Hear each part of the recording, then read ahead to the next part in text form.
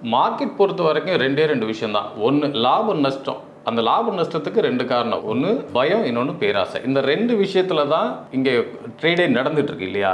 ஒருத்தரோட நஷ்டம் தான் இன்னொருத்தருக்கு லாபம் அப்படிங்கிறப்போ, இந்த ஆல்கோ ட்ரேடிங் மூலமா நீங்க நஷ்டத்தெல்லாம் நாங்க ரொம்ப சேஃபா பண்ணிடுறோம் அப்படின்னா, அது மூலமா யார் லாபம் பார்க்க முடியும்னு கேட்குறேன். சார், நீங்கள் ஃபியர் நஷ்டத்தை தாண்டி இன்றைக்கி செபி சர்க்குலரில் என்ன சொல்கிறாங்கன்னா, ஹை ஃப்ரீக்வன்சி ட்ரேடர்ஸ் அப்படின்னா இன்றைக்கி நம்ம மினிட் சார்ட் தான் பார்க்க முடியும் எந்த சாஃப்ட்வேரில் பார்த்தாலும். ஆனால் அதை தாண்டி செகண்ட் சார்ட், மைக்ரோ செகண்ட்ஸில் அந்த ஆல்கோ பிளேயர் விளையாடுறாங்க. ஸோ செபி அந்த மைக்ரோ செகண்ட்ஸ், இப்போ நீங்கள் ஒரு நிமிஷம் பார்க்குறதுக்குள்ள 60 செகண்ட் போயிடும். அதுக்குள்ள அவன் என்ட்ரி எக்ஸிட் முடிச்சுட்டு வந்துருவாங்க. ஸோ இதெல்லாம் அந்த செபி மெக்கானிசமில் செக்லிஸ்ட்டாக வரப்போகுது. ஸோ அதனால தான் நாங்கள் சொல்கிறோம், ஃப்யூச்சரில் நிறைய யங் பிளேயர்ஸ், நிறைய மார்க்கெட் பார்ட்டிசிபெண்ட்ஸ் வருவாங்கன்னு செபி அந்தந்த இடத்துல அந்த சிஸ்டம் வச்சுட்டே இருக்காங்க.